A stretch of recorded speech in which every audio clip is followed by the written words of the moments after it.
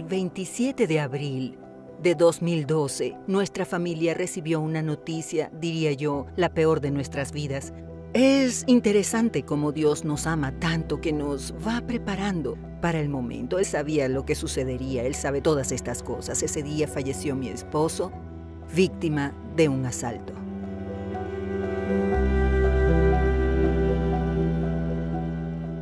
Cuando pierdes a alguien, el dolor es tan grande. Además, la manera en la que recibí la noticia fue la peor posible.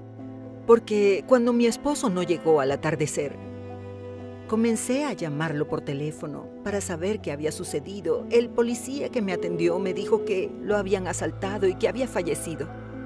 Así me enteré de la noticia. Ese día no iba a almorzar en casa porque debía asistir a la defensa de una colega, ya que la próxima sería la mía. Solo que cuando llegó más o menos el mediodía, sentí una tristeza tan grande por mi esposo y me dije, no voy a asistir a esa defensa. Y me fui a mi casa. No tenía idea de por qué quería irme a mi casa, pero esa sería la última vez que vería a mi esposo ese viernes. En ese momento, lo que yo sentí, unas 5 horas antes de que falleciera, fue el sentimiento de estar con él. Yo lo quería encontrar. Yo quería estar con él. Y eso normalmente no sucede, porque hacía unas horas acababa de despedirme de él en la mañana cuando salí a trabajar. ¿Entiendes? Todos los detalles mínimos de aquella última despedida de ese viernes.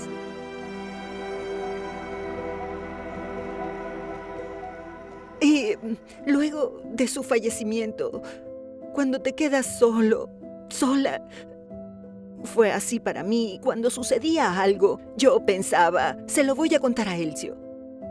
Pero él no estaba allí. No es algo que se pueda digerir de esa forma rápido. Me daban una buena noticia, pasó algo con un hijo, un amigo. Elcio ya no está más. Y cuando sueñas con la persona también, y el sueño es tan real, y ahí mismo le dices a la persona, tú no estás vivo, tú estás muerto.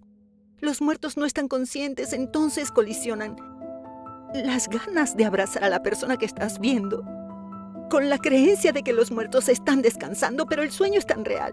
Y gracias a Dios, Él me fue dando fuerzas, me dio fuerzas a la hora de enterrarlo en la ceremonia.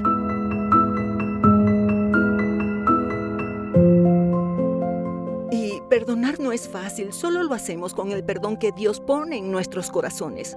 Y yo confirmé que había perdonado porque a él no lo mató uno, sino que hubo 3 personas más. 2 años después, cuando fue al juicio y los vi, estaban en la hilera del frente, en la audiencia, a medio metro de distancia.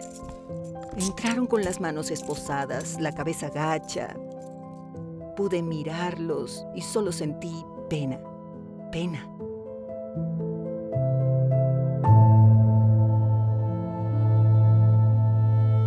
Mi esposo era muy bromista y él estaba en un ambiente donde los dueños del negocio eran adventistas.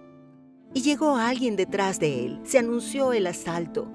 Y él debe haber pensado que se trataba de una broma porque su reacción fue tocar a la persona que estaba detrás y voltear para ver quién era. Cuando se giró, el arma se disparó, ya estaba engatillada. Entonces yo le pregunto a usted, ¿acaso Dios no pudo evitar que se disparara esa bala? ¿Lo pudo evitar? Claro que sí. ¿Por qué no lo hizo? Solo porque mi esposo era pastor, estaba haciendo la voluntad de Dios, volvía de un trabajo para recibir el sábado con su familia. ¿Por qué Dios no lo evitó? Entonces, la reacción que tienes ante una tragedia tiene mucho que ver con la comunión que tengas con Dios, con la relación que tengas con Él. Porque si realmente conoces a Dios, sabes que no solo puede hacer milagros, no puede responder a tus oraciones de la forma en que tú quieres. Si uno conoce a Dios de verdad, sabes que permitió que eso sucediera. Entonces, ¿qué aprendí con este hecho? A confiar cada vez más en Dios ante la tragedia y a entregarme más de lo que ya hacía a la misión, porque ahora tengo un motivo más para desear el regreso del Señor.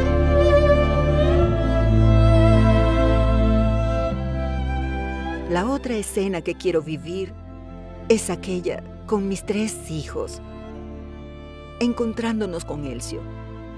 y contarle todo lo que ha sucedido desde que se fue, todo lo que no vivió con nosotros. Ese sería el reencuentro más glorioso después de encontrarme con Jesús.